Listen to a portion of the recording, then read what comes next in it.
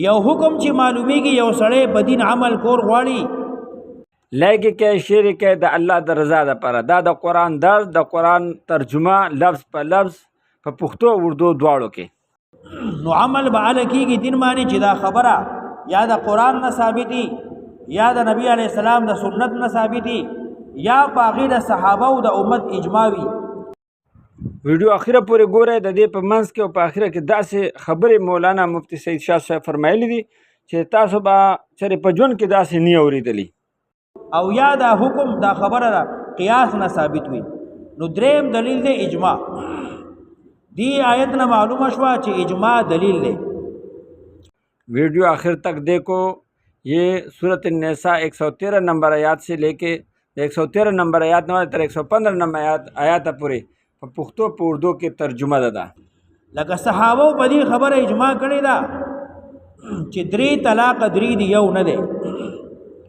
یو سړی یو مجلس کې خپل ښځې ته ووایي یو 2 3 نو 3 طلاق شو. په دې د صحابه اجماع ده چې دا 3 وړه طلاق واقع شو. اوس د ښځه پاتې نه شوه. که تاسو غواړئ چې موږ د ګمراهۍ نه بچو د ګناهونو نه بچو نو دا د 2-3 منټو ویډیو ده او تر اخره پورې وګورئ. انشاءالله تاسو به زندگی الله پاک بدله کړي. دارنګې د صحابه په دې خبره اجماع ده چې تراویح 20 رکعات دي 8 رکعات نه دي. په 20 رکعاتو تراویح د صحابه اجماع ده. یو سړی که دا اجماع نه مني نو دی خلاف کوي. دی زوال دی بزل دی ګمراه دی.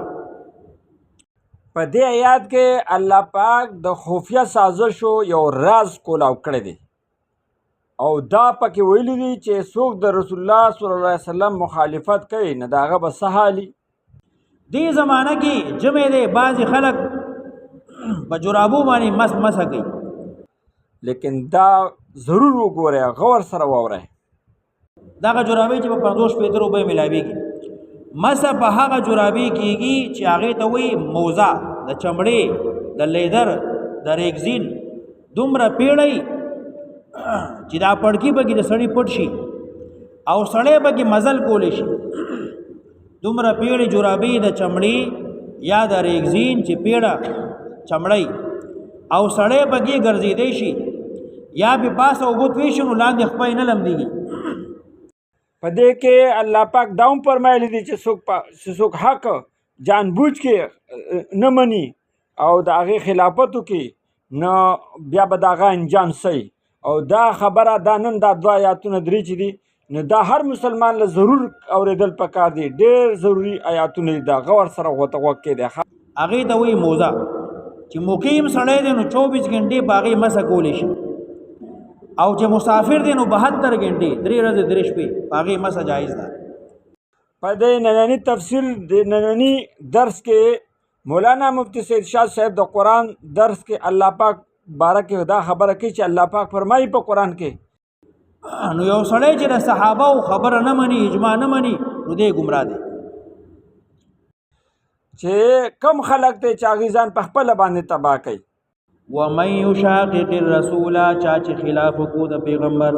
رستو د هغې چې بیان شو دته دین ویتبع او دی روان دی غیر سبیل المؤمنین بی د لارې د صحابهونه نوله ما تولا. او داسې خبرې دي چې داسې دا موږ ته دې خبرو پته نشته دی. نو وابهړو ما هغه طرف ته تولا چې دی اوړي په خپله. که تاسو نن دا تفسیر تاسو وورئ دا ترجمه نن تاسو وورئ نو تاسو ته پته ولګي چې الله پاک خپل بندیان څنګه بچاوي. ډېره زبردسته ګهرایه خبره یې کړله. ایمان به ورسره تازه شي. تاسو به وایئ چې اوس ما دا بار اورېدلی اخره پورې ته غوږ کېدی. یو منافق غلا وکړه که څوک وایي ما له خوب نه راځي یا په ما ټیم نه پاس کېږي نه ته بیا وګوره زموږ دا یو څو ویډیوګانې واوري بیا به دې وده پروت وي وده خریړې به وي وده خریړې. اوس د دې ځای نه د قرآن درس شروع شو او ترجمه شروع شوه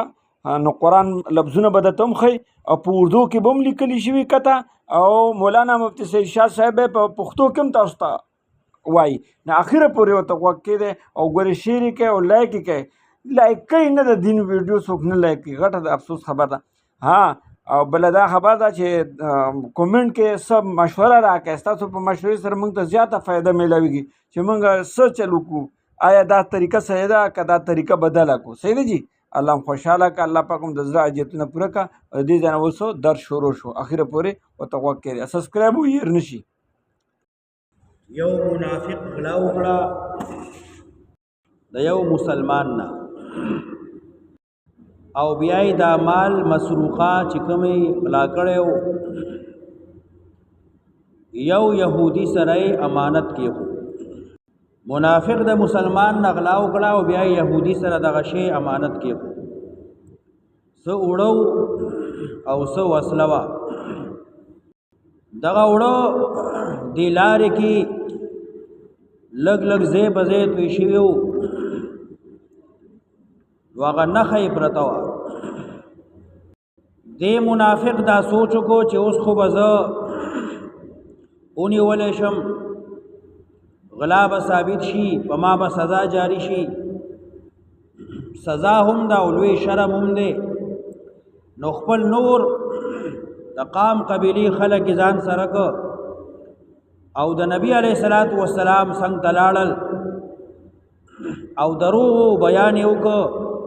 دروغو قسمونه یې وخوړل نو الله وحی راولېږله او حقیقت نه خپل پیغمبر آگاه کړ قریبه وا چې نبی علیه السلام دغه یهودي له سزا جاری کړې وې نو وحی راغله او نبی علیه السلام ته هر څه ښکاره شو دلته اوس مزید د هغې بیان کوي ولولا فضل الله عليك کنوې فضل د الله پتا پیغمبره دا الله فضل سره نبی علیہ السلام نے پیغمبری ورکړی دا ورحمته مهربانتیا دا چې پیغمبر معصوم ګرځولې کنوې فضل دا الله پتا او مهربانتیا دا پتا لهمت نو قصد کړي او اراده کړي وا طائفه منهم یو ټولګي د دینا منافقانو قصد کړي او اراده کړي و پخا اي يذلوک چې خطا کی تعالی را اي يذلوک چې حکم کی تا منی د گمراهی وما يضلون او دی نشی گمراه کوله الا مگر انفسهم ذانون خپل وما يضرونك من شيء نقصان نشی رسول تا تا حس هم پیغمبر د دین یاره مساتا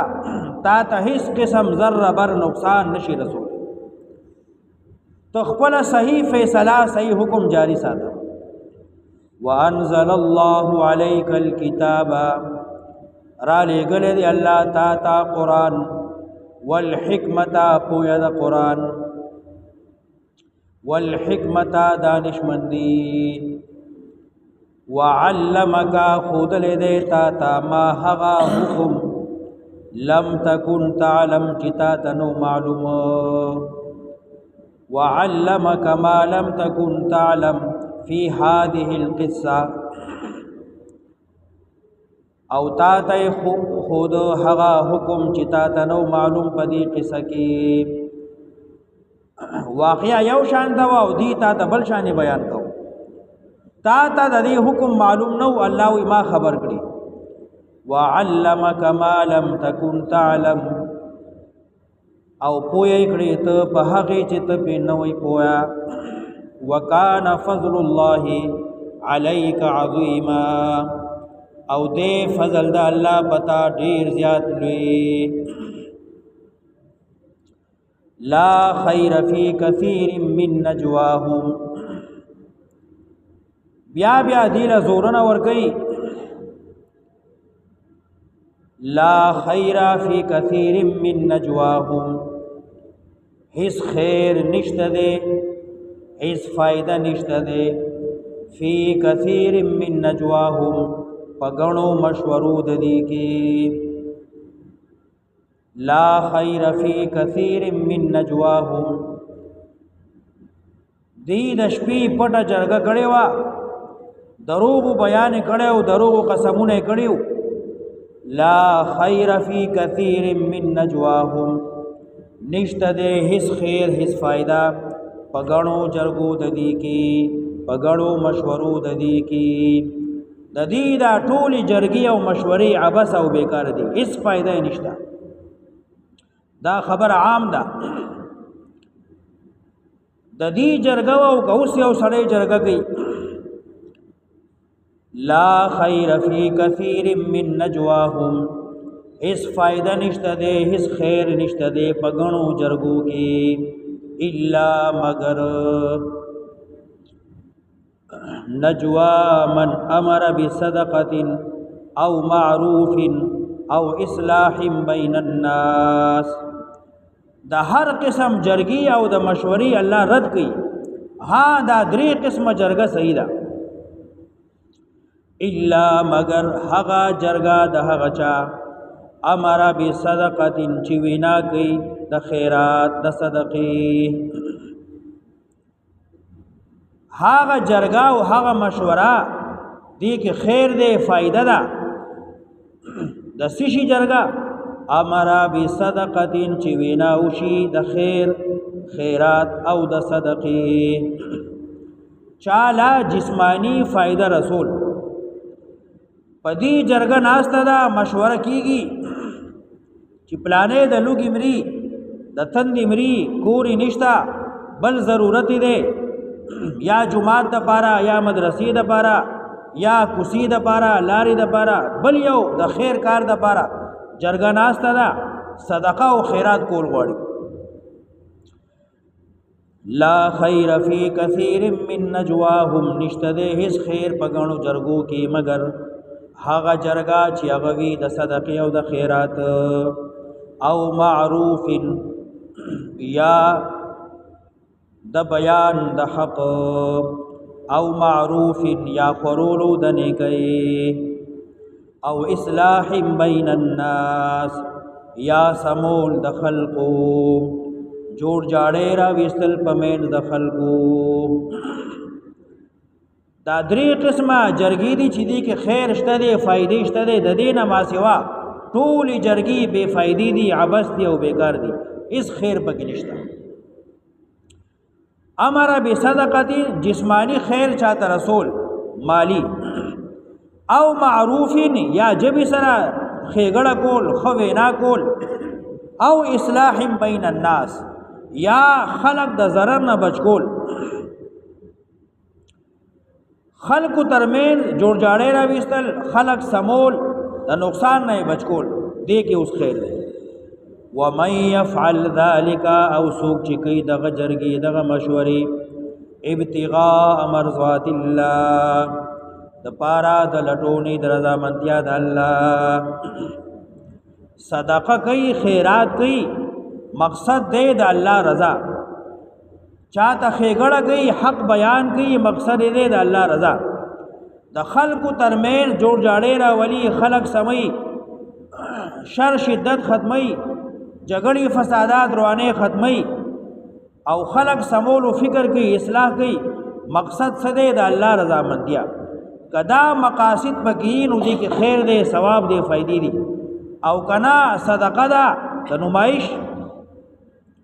خیرات ته دې د بار چې خلق وې پلانې سړې ډېر لوی خیرات وکړه یا پلانې سړې ډېر ضرور بیان کوي یا پلانې خلق تنظیمونه جوړي اصلاح بین الناس مقصد یې سي چندي خوري پیسې را ټولې ځان نه یو کار کتلې د الله رضا مقصد نه نور مقاصد ومن يفعل ذلك سوق چې کوي دغه جرګي مشورې ابتغاء مرضات الله د پارا د لټونې د رضا منتیا د الله فسوف نؤتيه زردا چې ور بکو دلرا اجرا عظیما اجر ډیر لوی ومن يشاقق الرسول د دې جرګه خو د پیغمبر خلاف وا مقصد دا او چې دې په پوه نشي زمون حق کې به فیصلو کی نو بیا به دا منافقان ډنډوره کوي چې وګوره دالا څنګه پیغمبر دی غلطه فیصله وکړه ومن یشاقق الرسول سوک چې خلاف کوي د پیغمبر مشاقه ویل کېږي چاودلو ته چې یو شی وچوي او دوه په منځ بیل شي او دوه یې شي ومن یشاقق الرسول سوک چې خلاف کوي د پیغمبر من بعد رستو د هغې ما تبینا چې سرګن شو واضح شو بیان شو له دتا الهدى قرآن الهدى سنت الهدى سملار یو سړی د سملار معلومه شو او بیا هم خلاف کوي ومن یشاقق الرسول سوک چې خلاف کوي د پیغمبر رستو د هغې چې سرګن شو د سملار قرآن سنت ويتبع غیر سبیل المؤمنین او روان دی بیدلار د صحابونا ويتبع غیر سبیل المؤمنین قرآن کریم څومره لوی نقطه بیانوي اول وی ومن یشاقق الرسول څوک چې د پیغمبر خلاف کوي نو پته به څنګه لګي چې دا کار د پیغمبر خلاف دی او که خلاف نه دی نو رستوی ورسره وی ويتبع غیر سبیل المؤمنین کوم سړی چې د صحابه لارې نه خلاف روان دی نو دی د پیغمبر نه خلاف دی دی ته وی اهل سنه والجماعه ومن یشاقق الرسول چا چې خلاف کو د پیغمبر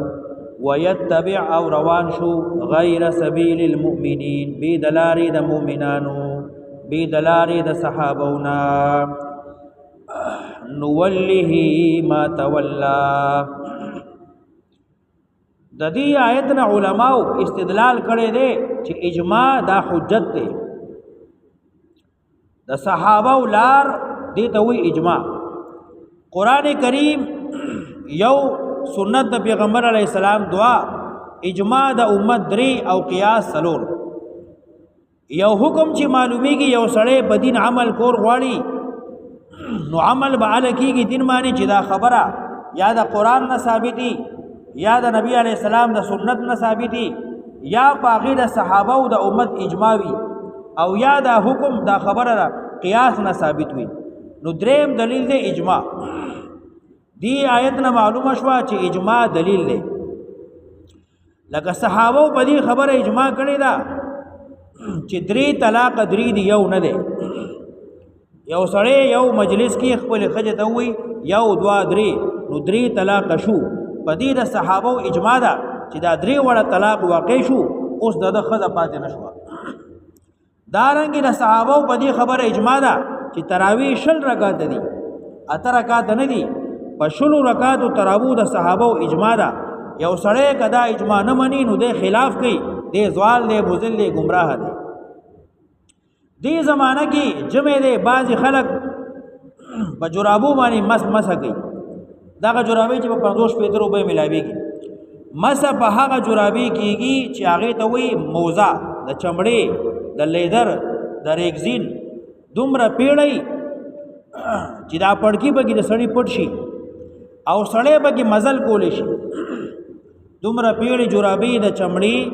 یا د ریگزین چې پیړه چمړی او سړی بګي ګرځېدې شي یا به پاسه او بوت ویشنو لاندې خپای نه لمديږي هغه ته وی موزه چې مقیم سړی دی نو 24 غنټې باغې مسه کولې شي او چې مسافر دی نو 72 غنټې 3 ورځې 3 شپې باغې مسه جایز ده نو یو سړی چې د صحابه او خبره نه مني اجماع نه مني نو دی گمراه دی ومن یشاقق الرسول چا چې خلاف کو د پیغمبر رستو د هغه چې بیان شو دتا دین ويتبع او دی روان دی غیر سبیل المؤمنین بی دلار د صحابونا نوله ما تولا نوا بیړو ما هغه طرف ته تولا چې دی اوړي پخپلا نوله وا بیړو تکبای کو تی بیلو ما تولا هغه طرف ته چې دی پخپلا اوړي الله وی دی گمراه دی گمراهی کې دند شو نو زبې خدان دټیلو نو ولله ما تولا وا بیړو هغه طرف ته چې دی اوړي ونسله دند بیکم جهنم جهنم تا وساعت مصیرا او جهنم سبت زیدی د ګرځیدو